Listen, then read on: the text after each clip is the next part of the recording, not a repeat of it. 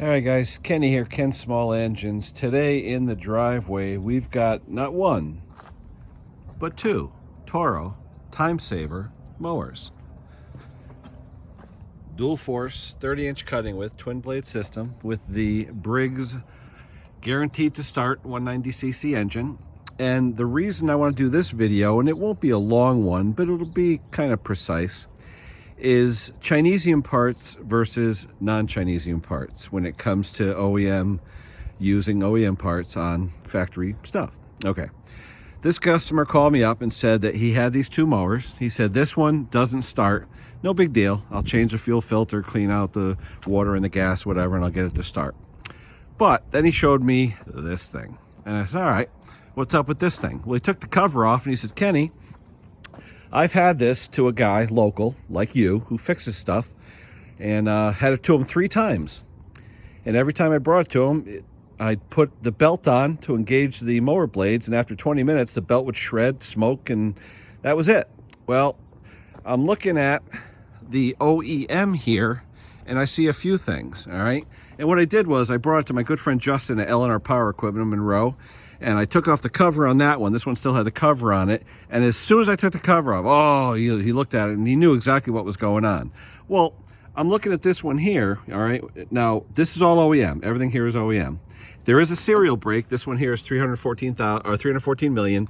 That one's about 312 million serial brake. So some of the parts may be a little bit different with the serial brakes, but most of them are the same. Anyway, I looked at this thing, I said, okay, this is OEM. And I'm like, why is the belt frayed up here, okay? It looks like it's a factory, it is OEM belt, why is it frayed? Well, you see this idler here, where you adjust it by pulling this? He didn't tighten the screw down. Look at that screw. There. It's not even tight, neither of them. Those are supposed to be tight. You adjust your idler to the right tension, and then you tighten those 2 screws down. With this thing wobbling, it's going to shred this belt, and it's starting to shred the top of it, okay? So that was mistake number 1 that the guy made. So hopefully on this one, I just have to tighten that down, I'll get it running, it'll be good. This one doesn't have electric start, but it does have a shut-off switch here. Don't ask me why, but the technician, whoever he was, disconnected it. Is the switch bad? And it was always cutting it off? Why did he disconnect it? Well, the video that I got coming up will tell me what he did or what he didn't do, but talk about a hack. A couple more things. This one here, that's not a factory filter that comes with the Toro. The factory filters are a little smaller. There's a factory filter. You can see the size of it. Now, whether it's good or bad or indifferent, I'm gonna change it anyway. But let's look at this CHINESIUM and what the guy did. All right. First off, look at the drive belt on the cog. All right, let me tilt this mower up. All right. See the width of the cog pulley? Look at the width of the belt. That belt's about what, 1/2 inch, 5/8 of an inch? All right, well, let's go over to the OEM. What's the OEM cog belt look like? Whoa, OEM cog belt, and it's about 3/4 of an inch. So CHINESIUM number 1. Number 2, the drive belt for the deck, the one that keeps smoking. Oh, Gates green belt, that is an OEM, okay? Another CHINESIUM, all right? That's number 2. Let's go number 3. The brake system, the Toro brake system. You have an arm with a black plastic brake shoe. And if you look, the brake shoe, you know, it looks like it's working. It's not really worn or like frayed out or anything. It looks like it's working properly. And if you hit the linkage, it goes back and forth, no problem. All right, let's look at the CHINESIUM, see what he did. Oh, what's this? Green? The hell's that? Wow, look at that. It's all frayed off and everything. Huh. So then I said to myself, let's see how it activates. Now to get these things to activate, you have to pull this handle back with your finger and pull back on the bail, all right? So let me pull back on the bail. I'm gonna show you something. All right, look at that green thing. See how it's dropping? It comes down and it drops, see it? It's dropping down. It's supposed to be nice and smooth. Look at it, it's dropping down.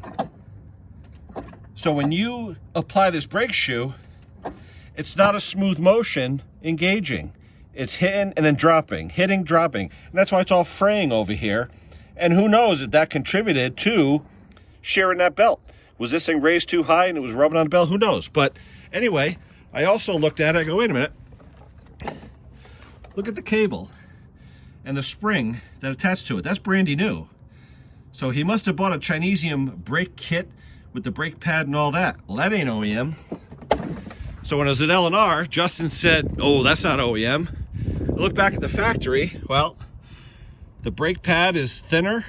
It doesn't move up and down. It's a nice smooth motion. And that's the original cable with the dirt on it and everything. So that's all OEM. There's a kit for the brake pad. I'll put in the description where you get the new brake pad and arm with the cable. And that's what I'm going to buy for this guy to put on the other one. But just telling you guys, CHINESIUM, OEM.